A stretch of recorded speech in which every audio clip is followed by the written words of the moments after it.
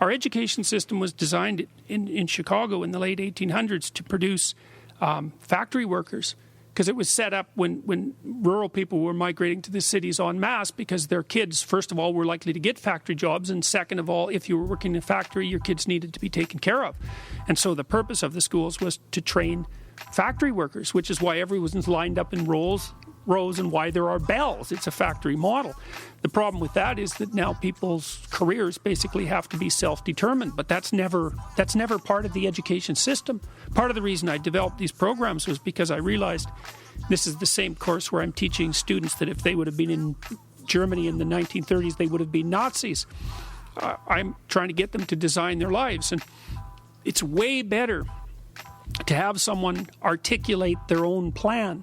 You actually neurologically rewire people by having them formulate their own thoughts, which is why, your school teachers used to say, put it in your own words. It's actually very good advice if they would explain what that means. It's like, if you have to conjure up the thoughts and you have to articulate them, then they change you.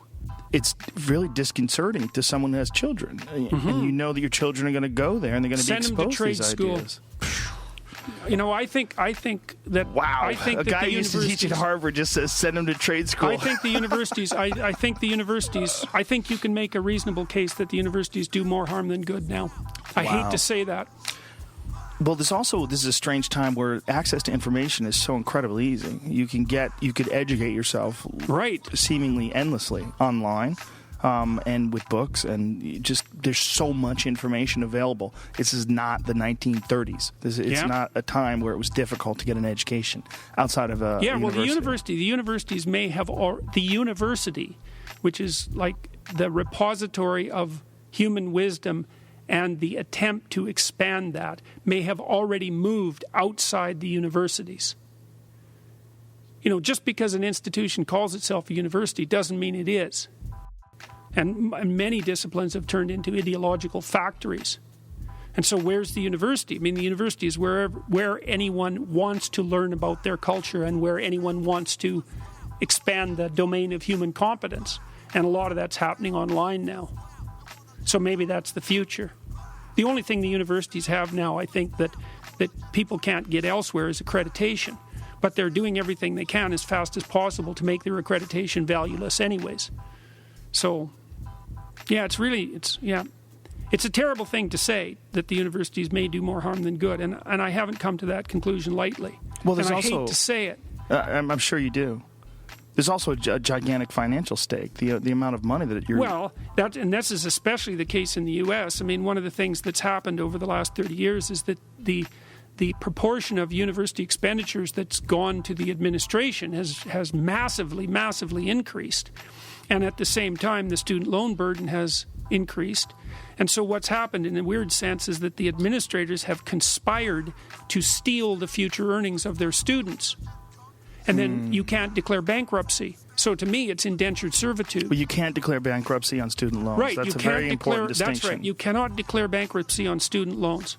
So you think about that. You tell me what difference there is between that and indentured servitude. There's not much, because it's the only thing that I can even think of where that's the case. Corporations can go bankrupt. Right. They do it all the time. Individuals can. Businesses can fail.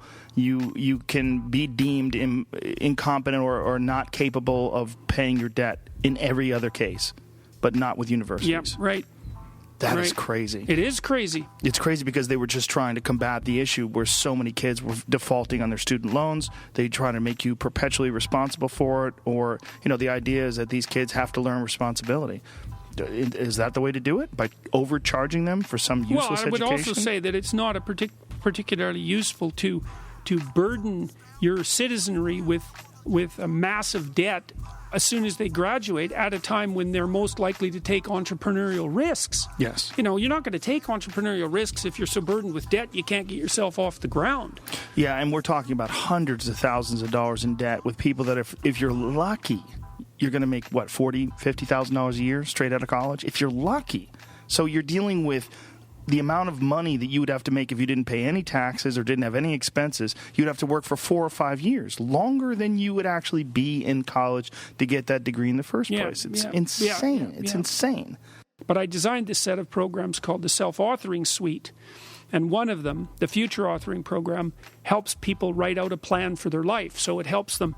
It asks you some questions about 6 dimensions of your life. You know, your health, mental and physical, your use of drugs and alcohol, your wishes 3 to 5 years down the road for intimate relationships, for family, for career, for education, and so on. It asks you, what could your life be like 3 to 5 years down the road if you set it up for you like you were someone you were taking care of? So it asks you those 6 questions. Then it asks you to write for 15 minutes about your vision for your life. You get to have what you want and what would be good for you. What would that be? And then it asks you to write for 15 minutes about what your life would be like 3 to 5 years down the road if you let your bad habits and your, idiocies and your foolishnesses and your weaknesses take the upper hand and auger you into the ground. Because everyone knows about that. And so it's like you get to design a little heaven to strive for and a little hell to avoid.